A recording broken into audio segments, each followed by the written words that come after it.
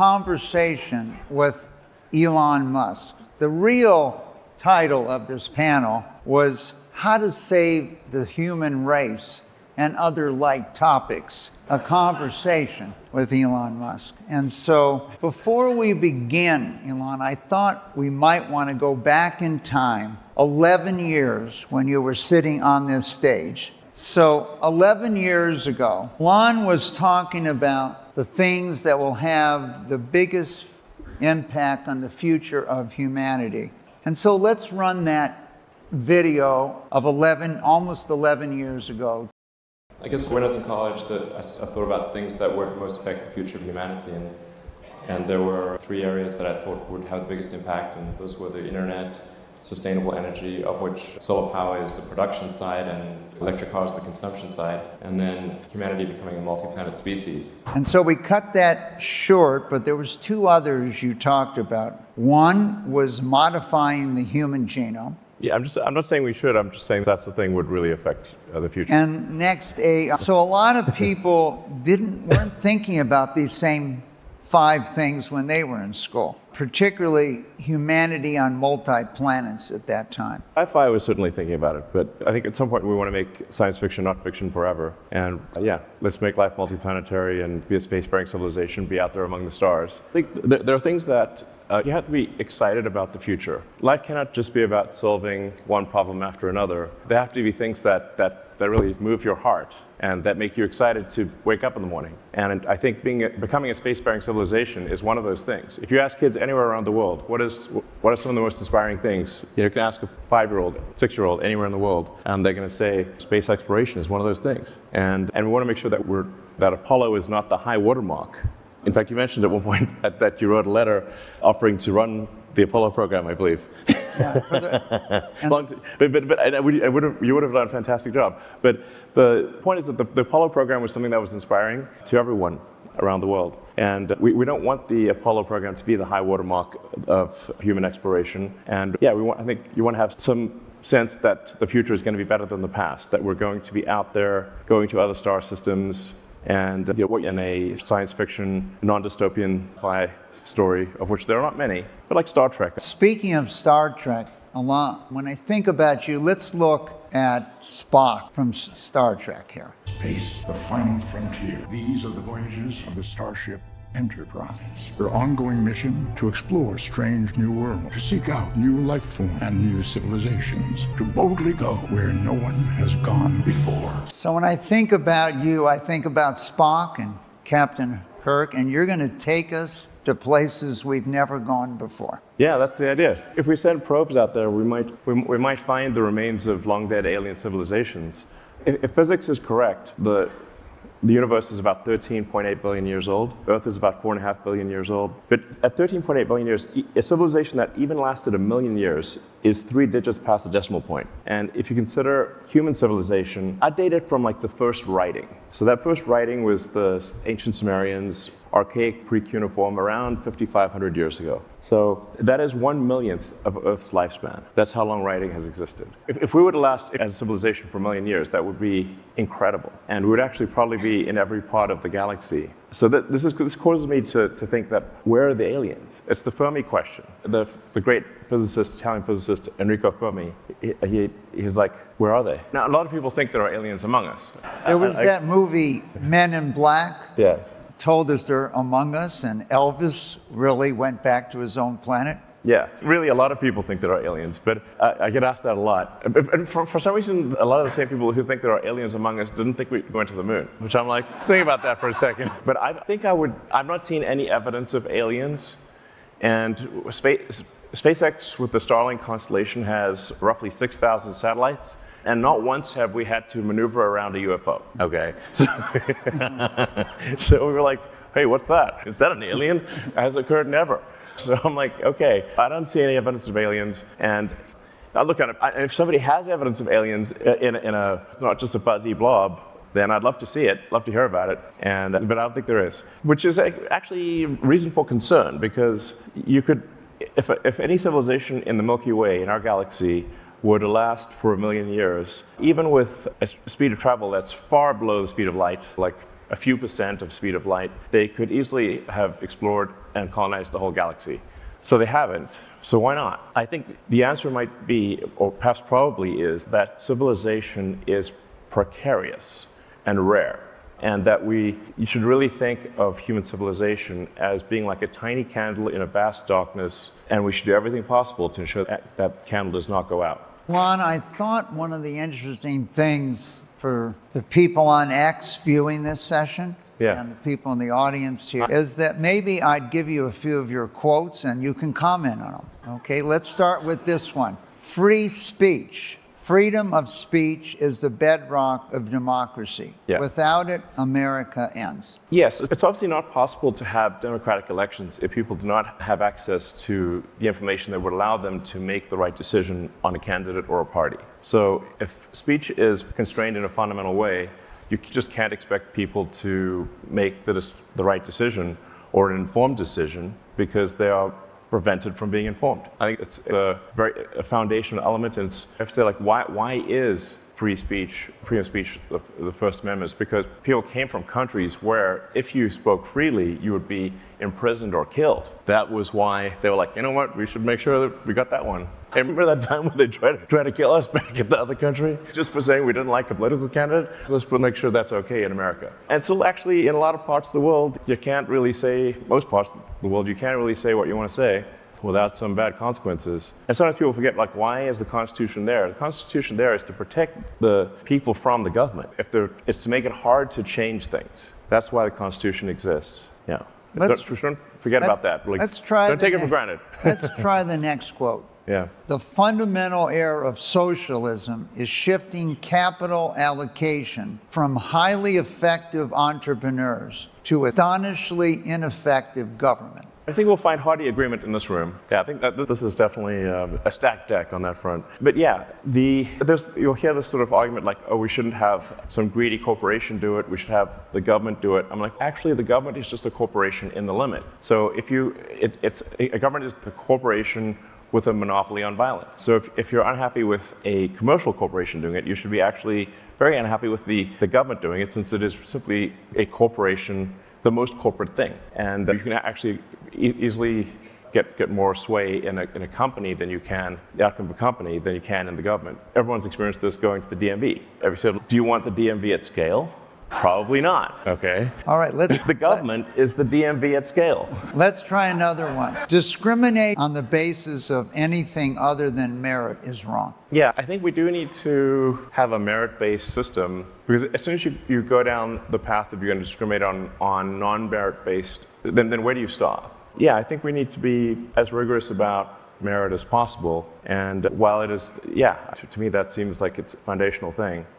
Again, I also think this room is probably supportive of a merit-based situation. But yeah, that is, I think we should be, not discriminated on anything other than merit. All right, good. I'm happy you agree with yourself. Okay. Exactly. I'm like, wait, who is this guy? He really sounds great. All right, so let's look at the next one. Regulation and regulatory consistency. Like Gulliver, tied down by thousands of little strings, we lose our freedom one regulation at a time. Yes. So this is actually a very important point that I think is not talked about enough, that laws and regulations are immortal. They don't die. Humans die, but laws and regulations can last forever. If year after year there are more laws and regulations passed and more regulatory bodies created, eventually everything will be illegal. And that's why you see the California high-speed rail has made a tiny section that doesn't even have rail on it, and for, I don't know, several $1 billion. Because everything's, at this point, California has made almost everything illegal. So you can't make progress. Now, historically, what has cleared away the cobwebs of regulation has been war. Now, we prefer not to have a war. So in order to have civilization function without war, you have to actively eliminate laws and regulations. So you have to have basically a garbage collection process for rules and regulations. That is necessary. Otherwise, you get hardening of the arteries, and over time, nothing can get done. The most poignant example that I can think of that happened this week was the sad picture of the California high-speed rail, which is just billions of dollars spent for practically nothing. But it'll only get worse year after year. So we must have a regulatory clearinghouse garbage collection process. This is essential, or civilization comes grinding to a halt. We used to have sunset, that regulation would sunset. Unfortunately, it's rare today. Yes. All right, let's talk about education. The more you can gamify the process of learning, the better. You do not need to tell your kid to play video games. No. They will play video games on autopilot all day. So if you make it interactive and engaging, then you can make education far more compelling and far easier to do. Yeah. So the way education works today, before there was radio and TV and movies, where every town would have their town, and that would be the entertainment. In a big city, you'd have much better players than, say, in a small city. But then along came movies and TV, and then you say and video games, where you take the smartest, best people in any arena, like whether they're acting, writing, directing, special effects. You spend tens of millions, sometimes hundreds of millions of dollars creating a great movie or a great video game, and you make it as compelling as possible. Imagine you're not in New York, imagine you're in Bakersfield, okay? Then you got, instead of Batman being like the Nolan brothers, it's Batman, the Bakersfield acting troupe. It wouldn't be as good. That's how teaching works today. What you actually want to have is an interactive learning experience that is as compelling as possible, and you don't actually want a teacher in front of a board doing a vaudeville act. You want it to be engaged, real-time feedback. And then there are a few other principles in teaching. You have to establish relevance, otherwise your mind will want to forget things. So our mind is constantly trying to forget as much as possible. So you'll only remember things if your mind can establish relevance or there's a strong emotional element to it. Otherwise, you're basically going to forget everything. Memory is very expensive from an evolutionary standpoint, so it's trying to forget as much as possible. So when teaching a course, you have to explain to kids why it's important. And then you want to teach to the problem instead of teaching the tools. So what I mean by that is, if you said, here's a car engine. We're going to try to understand how this car engine works. We're going to take it apart. So what do we need to do to take it apart? We need a wrench, we need some screwdrivers, we need a hoist and a pulley, and we're going to take it apart and we're going to see how it all works. That's engaging. And along the way, you learn about wrenches and screwdrivers and all the tools that are needed. That actually is engaging and compelling. But the way teaching more typically works is we're going to teach you a course on screwdrivers and a course on wrenches. And you're like, why do I have a course on wrenches? It's not obvious. That would be like, say, a course on calculus without explaining what calculus is used for. Then you forget it. Yeah. Well, we have a lot of work to do in that area. Let's talk about a non-controversial issue, immigration. Sure. Here is Elon on immigration. I'm very much in favor of increased and expedited legal immigration for anyone who is talented, hardworking, and honest. Bizarrely, it's difficult and agonizing slow to immigrate to the U.S. legally, but it's trivial and fast to enter illegally. This obviously makes no sense. Once again, I agree with that guy. If anyone here has been through the legal immigration process, I've been through it. It's only gotten worse since 9/11 and with COVID. It's a sort of Kafkaesque, very long, bizarre process to immigrate legally to the U.S. I have friends of mine who they can't get their wife to have a green card. It's like insane. On the other hand, you can hop across the border in the South. It's just like very easy. I went to the border myself just to see what's going on. Is this real, or is this propaganda or real? And so I just went there, and I'm like, oh, it is real. Okay, this is crazy. We've got situations where people are pouring across like it's World War Z. I'm like, this doesn't seem healthy. So I'm like, are we checking anyone here, or like what's going on? And this is not to say that I'm a big believer in immigration, but to have unvetted immigration at large scale is a recipe for disaster. So I'm in favor of greatly expediting legal immigration, but having a secure southern border so there's some vetting of who comes into the United States. I think this is just sensible. All right, let's now link Starlink to education. We're basically building the internet in space. Yeah. Why it matters? Starlink is a massive enabler for people in remote locations to learn anything. You can learn almost anything for free on the internet right now. For example, MIT has all of its lessons online. That's if you have internet. If you don't, you're limited to books. It might be the #1 technology that improves people's standard of living around the world. Starlink. Yeah, absolutely. So once you have access to the internet, you have access to all the world's information. But if you don't have access to the internet, or it's too expensive or low bandwidth, then you cannot access the MIT lessons, you can't access all the information, and you can't sell the goods and services that you produce. So internet connectivity, I think it might be certainly a candidate for one of the things that would do more to lift people out of poverty than anything else, because they can now sell their goods and services, they can learn anything, but without connectivity they cannot. I think Starlink will actually move the GDP of countries. It's going to be that kind of thing, because what is GDP is a function of average productivity per person, and so if there's a technology that improves productivity per person, you would expect to see that actually reflected in the gross domestic product. All right, civilization is fragile. I think it is. We should always regard civilization as fragile. Yeah. There's not an inevitable upward trajectory.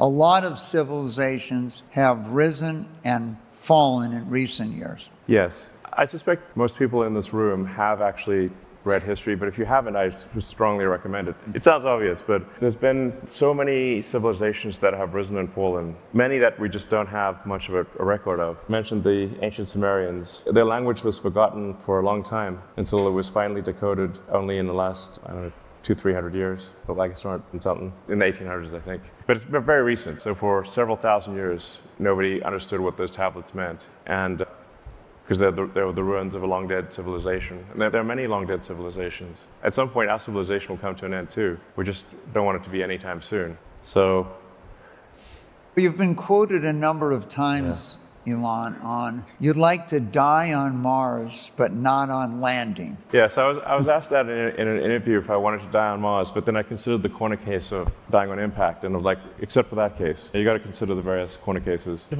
you're gonna die somewhere, might as well be Mars. I'd like to explore for a bit before dying. But yeah, I think we want to be a multi-planet civilization, and I don't know if that's a response to the audience. Let's talk about that just for 1 second. Then we're going to take some questions from the audience. I could accomplish this actually this year if I was willing to die on impact. The fundamental invention that is necessary for humanity to become a multi-planet species is rapidly reusable, reliable rockets. Yeah. I was trying to sound like a pirate, RRRR. But yeah, rapidly reusable, reliable rockets. Space pirates for the win. All right, here's some questions from the audience. Which one would you like to pick here? Let me maybe just touch upon why I think making life multiplanetary is important, because I think it's one of the things that gets us past one of the Fermi great filters. So in trying to explain why do we not see aliens, there are various explanations for why we don't see aliens. What stopped those civilizations from expanding beyond their solar system? And what were the sort of sometimes called like Fermi filters? If you don't become a multi-planet civilization, then you're simply waiting around until you die from a self-inflicted wound or from some natural disaster like the dinosaurs, get hit by a big meteorite or something like that. Eventually something like that's going to happen. And if you wait around long enough, the sun will expand to engulf Earth and will be incinerated. So that for sure is going to happen. Now, we've got some time before that happens. There are more near-term risks. But we want to try to get past the Fermi filter of being a single planet civilization. Now, this is going to be somewhat cerebral to many people listening, but I think this is actually very important. We want to get past the Fermi filter of a single planet civilization. The point is not to move from Earth to another planet and let Earth die. That's not what I'm saying at all. I want to be a multi-planet civilization so that we have planetary redundancy such that no single event can be the end of our civilization. That is the point of making life multiplanetary. So let's take a couple questions from the audience. How does AI affect and how will it affect our daily lives? I mean, AI might be the most important question of all. The percentage of intelligence that is biological grows smaller with each passing month. Eventually, the percentage of intelligence that is biological will be less than 1%. That's actually not what, we just don't want that is brittle. If the AI is somehow brittle, silicon circuit boards don't do well just out in the elements. So I think biological intelligence can serve as a backstop, as a buffer of intelligence. But as a percentage, almost all intelligence will be digital. So then what role will there be for us? I don't know. I do think it's very important that we build the AI in a way that is beneficial to humanity. And there's some important principles here, because I've thought about AI safety for a very long time. I think you want to have a maximum truth-seeking AI. This is very important. The AI should not be taught to lie. It should not be taught to say things that are not true. Even if those things are politically incorrect, it should still say what it believes to be true. The entire plot of 2001 Space Odyssey, the reason that HAL 9000 killed the astronauts was because it was forced to lie. I don't know if most people realize that. That's what Arthur C. Clarke was trying to say. Don't make the AI lie. The AI was told that the astronauts could not know the secret of the monolith, but also that it must take them to the monolith. The solution, take them to the monolith dead. And it's very important to have a maximum truth-seeking AI and a maximally curious AI. And I think that's most likely to foster human civilization, because we are much more interesting than a bunch of rocks. So although I think Mars, I love Mars obviously, but you could render Mars quite easily because it looks like a section of the Arizona desert.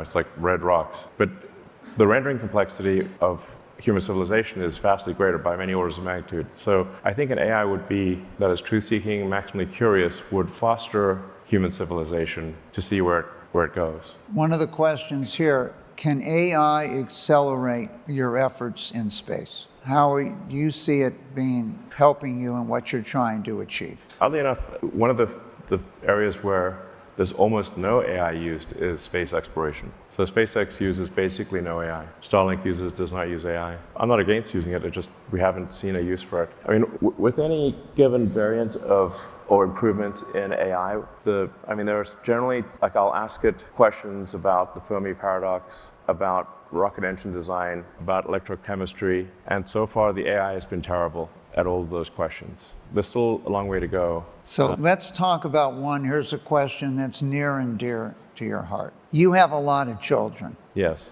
I'm trying to set a good example. The birth rate is down in the U.S. What needs to change so people start having more children? Yeah, this question has troubled me for a long time, because you can look at the demographics. It's a very slow-moving ship. Who's going to be an adult in 20 years based on who was born last year? If you want to, I think, have a good approximation for population, really look at how many babies were born last year in a particular country, multiply that by life expectancy. That's the number of people that will be adults in that country. That's the steady state population if birth rate remains constant. Now, birth rate is not constant, it is dropping. So you look at the second derivative of birth rate, and actually we see an acceleration in the drop in the fertility rate. Second derivative of the fertility rate is very bad. Where does this lead? This does not lead to a greater civilization. This leads to a civilization that potentially dies not with a bang, but with a whimper in adult diapers. That is a sad ending. So obviously we have countries that, like Korea, used to have a birth rate of 6, it's now 3/4. Yeah. Here's a light question for you. Come pick me up, I'll give you a baby, says one What of do you think are the... That is one of the things that says on the screen. I don't know if everyone heard that. You want to read it? It says, Elon, come pick me up, I'll give you a baby. Thank you. Okay. I certainly encourage everyone in this room to have at least 3 children. Look, this baby's got to come from somewhere. And I think we just want to have, I don't know, I think we want to have a slightly increasing population, not a plummeting population. I think this applies to all countries and cultures. Like, I don't think we want any country or culture to disappear. We want them to ideally flourish and not disappear. In fact, one of the things that is overlooked by probably most historians is the role of low birth rate in the decline of civilization.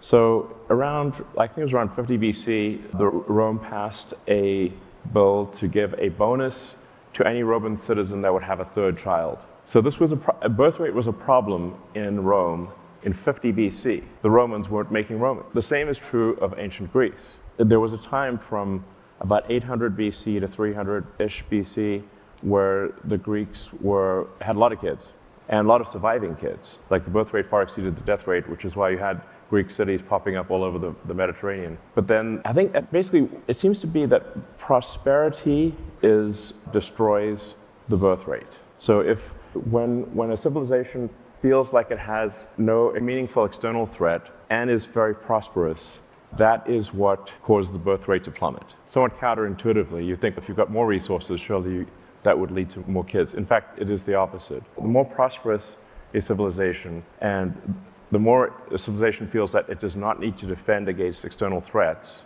the lower the birth rate. I'd say that there's a lot of research on this. There's really been three. Number one, prosperity, as you've said. Number two, improvements in healthcare. So in 1900, half the children died on the planet before their fifth. And the third was the education of women. So we've had some pretty interesting questions put up here, but let's try this one. What keeps you up at night and what gives you joy? I think kids give me joy. So I probably get the most joy from my kids. And I'm not saying that's the reason to have kids, because we should have them anyway, but I certainly, kids are the greatest source of joy in my life. In terms of what keeps me up at night, I guess it's anything that's, I think, a civilizational risk. If we're birth rates continuing to plummet, I do think about the birth rates plummeting as being a civilizational risk. I think anything that undermines the foundations of democracy in America or elsewhere as a risk. I think anything that's leading us away from a merit-based system is a risk. I listen to like podcasts about the fall of civilizations to go to sleep. So perhaps that might be part of the problem here. There's literally a podcast called Fall of Civilizations, which I listened to a few times. And I'd also recommend Hardcore History if you haven't listened to that. It's a great podcast. I listen to history podcasts basically to go to sleep. So that's probably why I'm